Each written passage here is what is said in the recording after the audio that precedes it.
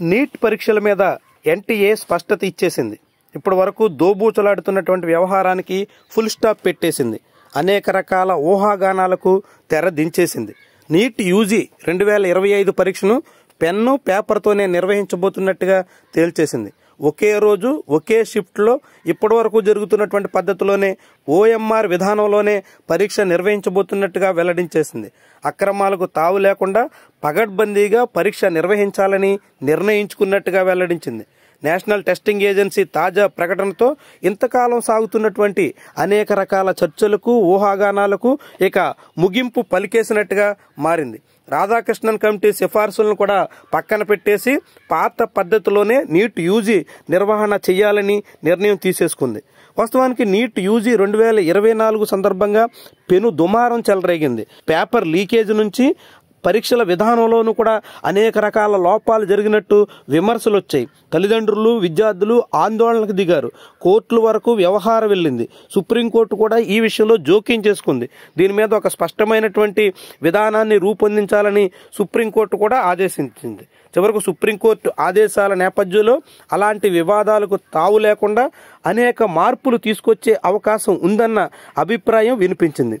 Radhakrishnan committee నివేదికకు తగ్గట్టుగా ఈసారి పరీక్షా విధానంలో పలు మార్పులు వచ్చేదానికి ఆస్కారం ఉందన్నట్టుగా ప్రచారం సాగింది. కానీ అవన్నింటికి ఫుల్ స్టాప్ పెట్టేస్తూ పరీక్షలు మాత్రం పాత పద్ధతిలోనే నిర్వహించాలని నిర్ణయం చేసింది.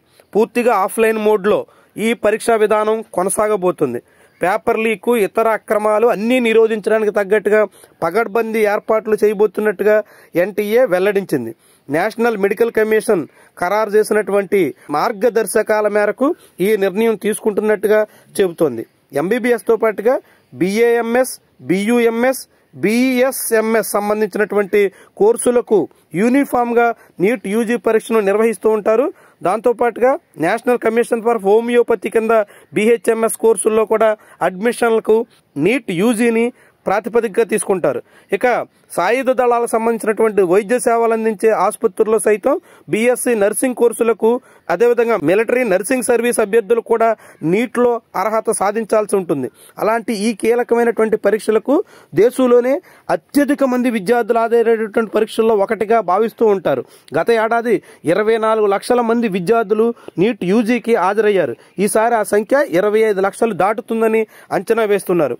అలాంటి నేపథ్యంలో ఆన్లైన్లో పరీక్ష నిర్వహించేందుకు తగ్గట్టుగా కొంత కసరత్తులు చేశారు. అనేక రకాలుగా చర్చలు సాగాయి. మళ్ళా గుల్లాలు పడ్డారు. ముఖ్యంగా 2024 నీట్ ఎగ్జామ్ సందర్భంగా వచ్చినటువంటి అనుభవాలతో ఈసారి మార్పులు తీసుకురావాలని అనేక రకాల ప్రయత్నాలు చేశారు. జేఈఈ మెయిన్స్ తరహాలో ఆన్లైన్ పద్ధతికి కాసింత మొగ్గు చూపారు.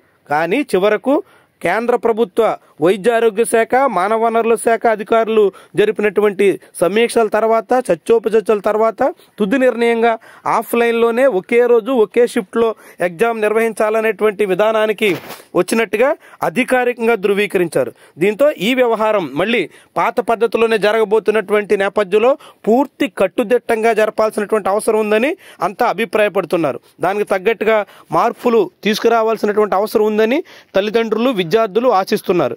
గత ఏడాది అనుభవాల నేపథ్యంలో అలాంటి పరిస్థితి పునరావృతం కాకుండా తగు చర్యలు తీసుకోవాలని అంతా కోరుతున్నారు. ఆ రకంగా నీట్ యూజీని పగడ్బందీగా అత్యంత కట్టుదిట్టంగా నిర్వహణ చేయడం ద్వారా విద్యార్థుల భౌతవ్యాన్ని, తల్లిదండ్రుల ఆశల్ని నెరవేరేందుకు తగ్గట్టుగా ఎన్టీఏ వ్యవహరించాలని, అలాంటి ఎటువంటి అవకతవకలకు కానీ లోపాలకు కానీ ఆస్కారం లేకుండా చూడాలని అంతా కోరుతున్నారు. ఆ విధంగా పగడ్బందీగా పరీక్ష సాగాలని మనం కూడా ఆశిద్దాం.